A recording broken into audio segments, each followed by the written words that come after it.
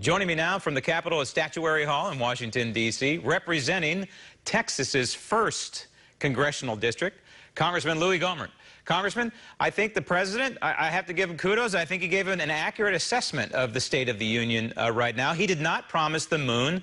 In fact, he said to the American people, and he said to you as a member of Congress, come with me and continue to rebuild the U.S. economy and shore up the southern border. Let's fix our immigration system, and let's give liberty a shot in the arm. This is the kind of speech that leaders give. Right. Would you agree? That's right. Absolutely. 100%. I thought it was fantastic. But, you know, Graham, even last night, I'd heard some Democrats saying, well, you know, he's bragging about the economy being so much better, but he hadn't created as many jobs in the last 2 years as Obama did in his last 2. And that's a little deceptive. The economy is definitely better.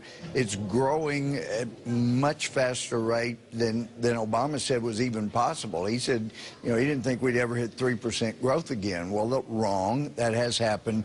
But if you go back to the last 2 years of Obama administration, one of the reasons the economy was so sluggish was because of all the regulations, the change, for example, in part-time employment, where it kicked it down to 30 hours. I had people crying to me, you know, oh my gosh, you know, I was able to get all the hours I needed at McDonald's. Now they've cut me because of the new 30-hour requirement cutoff, rather, and now I'm working Burger King and McDonald's, and I don't have time to get home, and on and on. Well, one of the great things under this much better Trump economy is that the million jobs that Obama created there in the last year that were part-time job or alternative jobs outside the area they were looking. Now those people are finding full-time jobs in their area where they're working. There are people that had given up on finding a job. They're finding jobs. Things are better, but it's never good enough. We need to keep working on it, but it's a whole lot better than it was in Obama's last 2 years. And you look at the labor participation rate as a great indicator of how much healthier the United States economy is. And when you talk about the 5 million off of food stamps. Right. Yeah.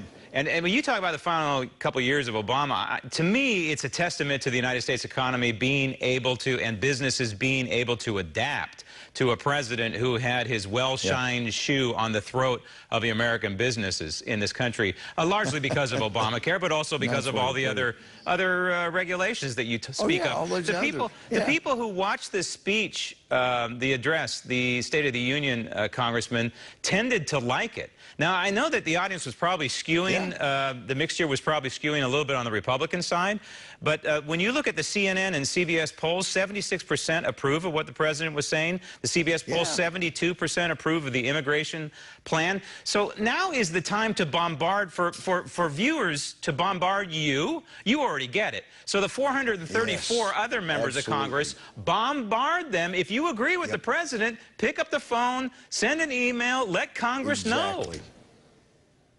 And that's exactly what we needed from the president, for him to explain our position well enough that people would go, he's not crazy. He's not stupid. He is saying, he's making sense.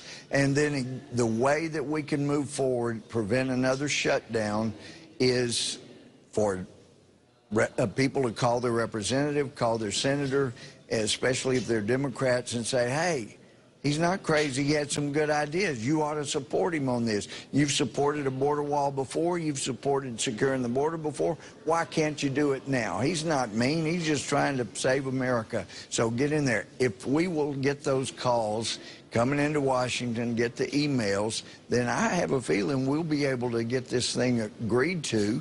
There will be compromise, as the president said he's willing to do.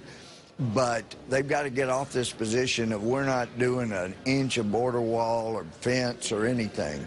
But we got a shot now because of how well the president did last night. Congressman, you are my personal canary in the coal mine on the Judiciary Committee. I want you to keep us abreast of what that radical chairman is doing. Today you all met And the title of the reason for the meeting ostensibly was gun violence. But this is a huge red flag to me. To me, when you have the Democrats leading a committee like this and they're talking about, quote, gun violence, seems to me this is a gun grab, potentially an attack on the Second Amendment. What's going down right now in the Judiciary Committee? Well, they're trying to push through a bill, House Resolution 8, and it is a disaster, and it would not have solved any of these violence episodes that we've had, these horrendous killings, whether it's Parkland or some of the other. It wouldn't have helped. And in fact, they bring up numbers that actually are such terrible misrepresentation. One of the numbers brought up, we hear it often, background checks work. They stopped 3 million people from getting guns when they shouldn't have. Well, no, that 3 million number was initial hits. And then that sent it over to second and third review. Sometimes second's enough. But apparently over 96% of those 3 million initial hits turned out to be illegitimate, wasn't a person.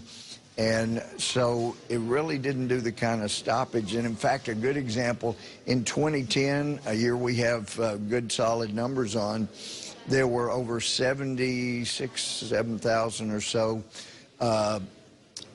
individuals that the initial hit was they were not eligible to have a gun.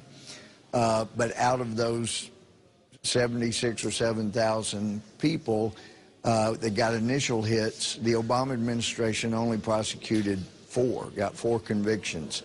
So it's not the end-all solution. And when you realize that under this bill they're pushing, say that you had a friend who was undergoing threats from a spouse or a boyfriend or something, and they don't have a gun, if you went over, if this bill were the law, you went over and said, here, keep this gun all this week to protect yourself in case there's a problem, then you go to jail because you committed a crime under this bill. All you were doing is trying to help somebody preserve their Second Amendment rights and their life. So they're just, they want to go after all kinds of things that they say are boogie men, and it's just not the case. It's the problem, and I brought this up in our hearing. In the thousands of felony cases that came through my court when I was a felony judge, I don't remember any of those big crimes where somebody went into a store, applied for a gun, and bought one in a store. That's not the way criminals operate. That's They steal them. They buy them out of the back of somebody's car. They don't go in and apply for gun. So these are the kind of laws that they're pushing that they will only affect and hinder the law-abiding. They will have no effect whatsoever on criminals. It's comical. Other than taking guns out of the hands of victims. It's comical the way these folks think. But we also know that Jerry Nadler, this is tragic. It is tragic.